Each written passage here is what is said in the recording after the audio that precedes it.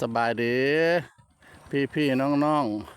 เอจีเนาะภายในหรือต่างประเทศมันนี้เป็นตอนเช้าวันใหม่เนาะของวันที่13อ่าเดือนพฤษภาคมทางพระบ้านพระเลาะละได้มาเก็บภาพบรรยากาศอยู่พี่ละเด้อมาฮอดพี่แล้วมาเลาะแต่เช้าเธอได้มันนี่เด้ออยู่ที่สายน้ำหนองเทาสายน้ำหนองเทาสายน้ำหนองเทาอันนี้เราได้มาเก็บภาพนาอยู่ทุ่งนาแซงเนาะทุ่งนาแซงของพี่น้องพ่อแม่ประชาชนชาวบ้านท่าแคเนาะแล้วก็บ้านเล่าหัวงัวบ้านถ้ำ3-4หมู่บ้านนี่แหละเป็นมาได้ดินได้ดอนอยู่นี่ละพอโอ้ยสวยสดงดงาม ดอกนี้ก็ดอกจิกบานดอกจานเหือเนาะดอกจานก็งามพอเงินเถียงเพิ่นบนอยู่บนเสาเพิ่นก็เลย คักหลายคักบ่พี่น้องบรรยากาศอันเนาะสาวให้นาเนาะพอบ้านพะเลาะนี่แหละอยู่กับทงให้ทงนาเนี่ยละแต่ละมือแต่ละวันมาหาปูหาปลามาเบิ่งนาแซงเก็บภาพให้ท่านผู้ชมเห็นเบิ่งภูเบิ่งผางามบ่พี่น้องเอ้ยงามบ่มีภูมีผาเนี่ยโอ้ยบรรยากาศยามเช้าเนาะภูผากับสีเขียวทุ่มอยู่งามหลายเนี่ยเข้าน้ำพามป่าเพื่อนนะอย่าสดงดงามโอ้ยอ่อนซ้อนเด้เนาะเอาวิทยุมาเปิดพังเพลงเบาๆลมพัดวิวมา คักบ่ท่านผู้ชมพอบ้านพะเลาะบรรยายเนี่ยเนาะ เอาวิทยุเนาะเปิดหมุนขึ้นหาสถานนี้ประเทศเพื่อนบ้านว่าประเทศไทยมักเพลงไทยกับหมุนใส่สถานนี้ประเทศไทยเนาะมักลาวเฮากับหมุนใส่สถานนี้ขึ้นลาวเฮาฟังเพลงเบาๆคอยเบิ่งนี่แหละลมพัดใบเข้าอ้อนเขียวงาม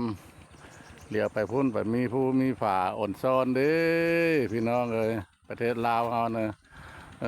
อุดมสมบูรณ์ไปทรัพยากรธรรมชาติในน้ำมันมีป่าเนาะในนาก็มีข้าว คันเอาข้าวใส่เหล้าแล้วนอนเว้าก็คือเพิ่นว่าขันเงินเต็มถุงก็ว่าองค์ก็ได้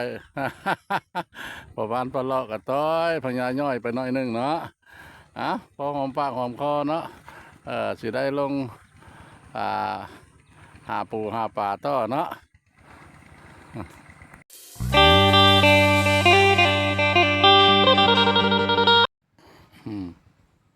เนาะอันนี้เราท่านผู้ชมเลยเก็บภาพบรรยากาศทุ่งนาแซงแล้วก็ส่วนนี่เนาะส่วนมักแตงของชุมชนเนาะบ้านท่าแคบ้านเล่าหัวหน้าบ้านถ้ำอันนี้เพิ่นก็หลังจากปลูกผักกาดซ้อมหมดแล้วเนาะเพิ่นก็ต่อใส่เป็นลงมักแตงโอ้ยหลวงหลายภายมากได้ทานผู้ชมเนี่ยกำลังสิเริ่มปงดอกออกผลเนาะเด็กกำลังเกิดดอกเพราะว่ามันก็อยู่บ่ไก่ครับอันนั้นเนาะ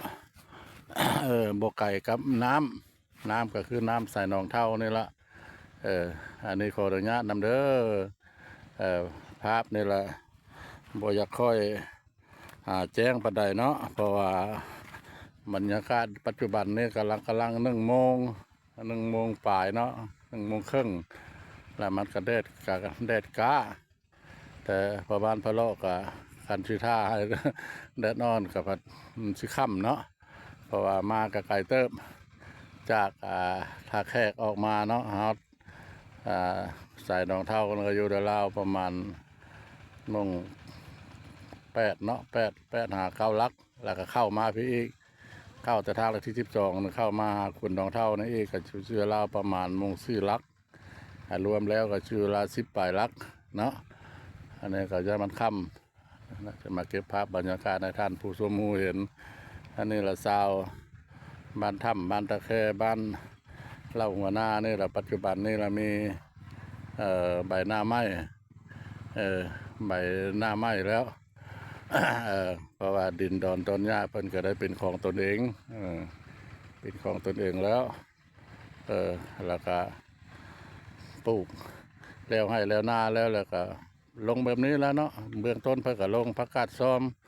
แล้วมักสลีมักทั่วแล้วก็ลงมักแตงน้ำมดตัวนึงแล้วเพิ่นก็ต่อตัวนึงมดตัวนึงแล้วก็ต่อตัวนึงเนาะอันนี้ก็เป็นรายรับอีกอันนึงของครอบครัวของพ่อแม่ประชาชนเพิ่นก็ยืนอยู่ได้ขณะสังคมเนาะรายรับเพิ่นถิ่นฮ้อนเฮาก็สิบ่หลายเนาะเพราะว่าการชิ้นเปลืองเฮานะถิ่นฮ้อนเฮามีแต่ซื้อเฮาเมล็ดพันธุ์นั้น กับซื้อน้ำมันไม่เฮ็ดค้างมันนี่กับเพิ่นก็เอามาไว้ปีนึงแล้วก็หลายปีเพิ่นก็บ่ได้เอามาแล้วเป็นไม้ซอดไม้เหี้ยเพิ่นเฮ็ดใหญ่ได้กว้างขวางโพท่านผู้ชมเป็นขึ้นอันนี้ละ เดี๋ยวไปกับโป้มน้ำขึ้นมาแล้วกันใส่มันมีจากประเทศจะคล้องเป็นจะคล้องเด้อเฮ็ดเป็นจะคล้องมันก็ไหลมาอยู่นี่มันก็ถือว่าอุดมสมบูรณ์เนาะเพราะว่าบ่อึดน้ำอึดในน้ำนี่แหละบ่หมดท่านผู้ชมเลยบ่หมดเดือน4 เดือน 5กับบ่หมดเพราะว่ามันไหลออกมาจากภูจากผาอันนี้มันอันนึงเนาะถือว่าเป็นการหน้าเบื้องหน้าชมเนาะหน้าเบื้องหน้าชมหน้าดูแต่ว่าเพิ่นก็สร้างรายรับไปแก้ครอบครัวปีนึงก็บ่แม่นธรรมดาได้ปีนึงก็หลายล้านเหตุคือในนี้ละมาเบิ่งมาชมน้ำกันนะท่านผู้ชมเลยสวยสดงดงาม